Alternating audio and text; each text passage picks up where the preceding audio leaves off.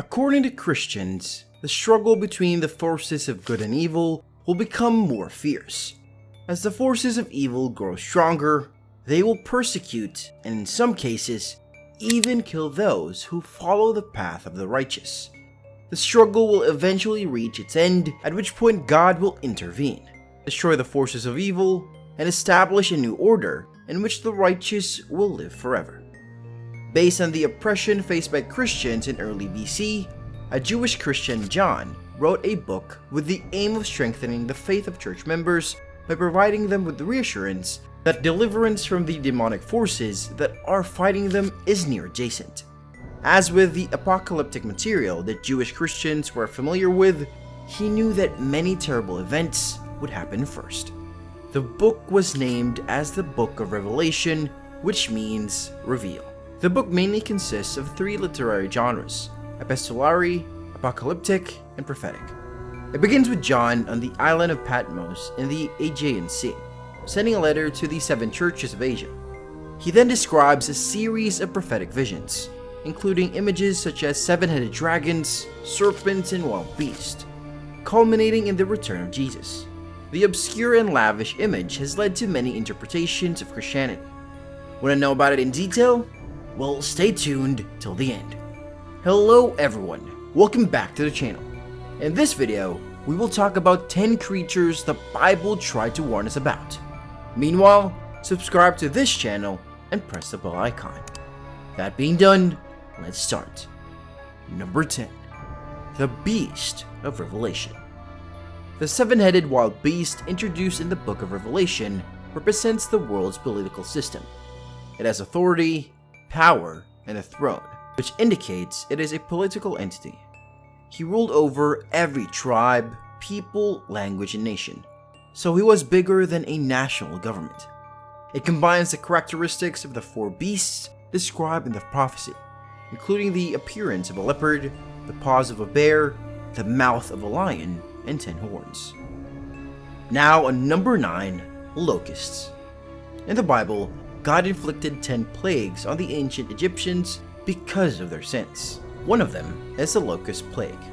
In the biblical story, Moses, the prophet and leader of the Jews, whom the Jews considered to be their ancestors, warned the Pharaoh, or ruler, Egypt, that his kingdom would be ravaged by plague if he did not release the Israelites and allow them to return to Canaan.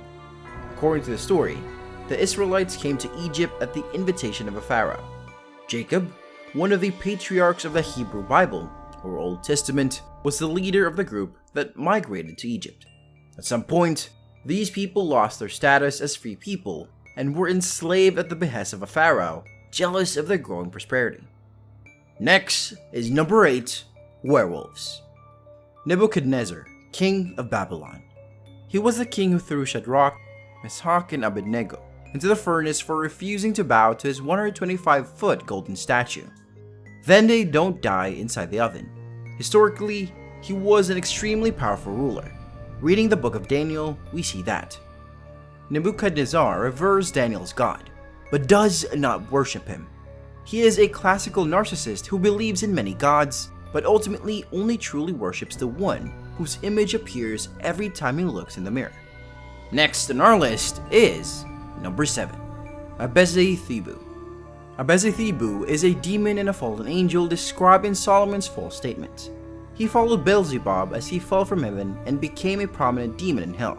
However, after being betrayed, he finds himself with a pair of red wings. He then traveled to Egypt, where he hardens the hearts of the pharaoh and his advisors and persuaded them to pursue the fleeing Israeli slaves. In doing so, he drowned with his troops in the Red Sea and became trapped in a column of water, although Beelzebub declared he would return to conquer. Next is number 6, Dracula. Bram Stoker's Dracula is a tale of good and evil. Count Dracula is a vampire, and he represents evil to be the best of his ability.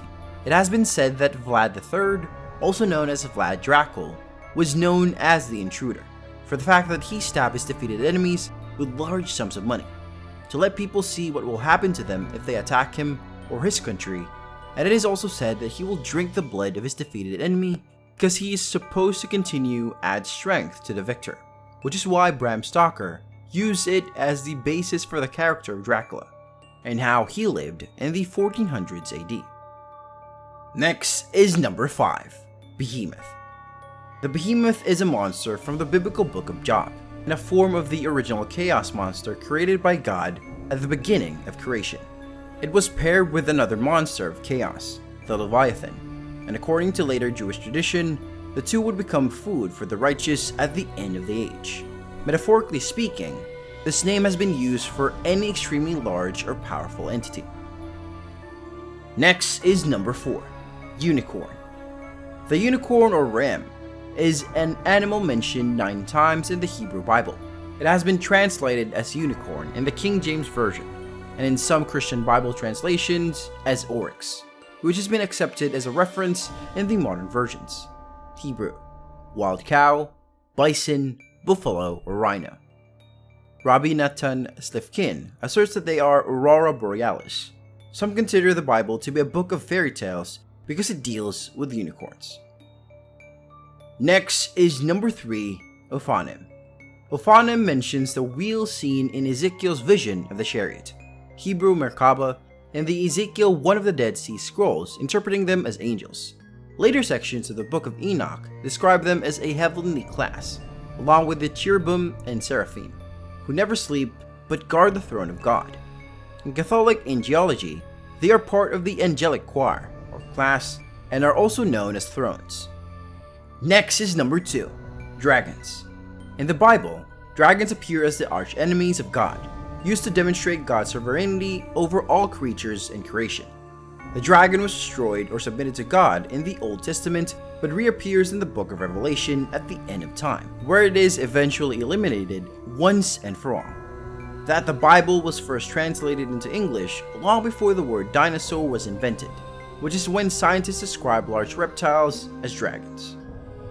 And lastly, number 1, giants. The Bible describes many individuals as giants and also mentions several groups of giants. Interpreters have speculated on these people's heights, with estimates ranging from 6 feet to over 30 feet tall. In addition, a lot of misinformation about biblical giants has circulated on the internet, along with fake photos of supposed giants. While the Amorites are mentioned in the same context as other giants a few times, they are specifically described as giants in the Little Prophets. Through Amos, God clearly stated that the Amado people in general were very tall and strong. Some might downplay the description of the Amorites in this passage, since these verses use figurative language, but there is good reason to use this passage directly. So what are your thoughts on this? Let us know in the comments below. And that's all for the day, guys. If you found this video interesting, make sure to hit the like button. Also, subscribe to our channel and press the bell icon to never miss an update from us. Thanks for watching, and we'll see you at the next one. Until then, peace.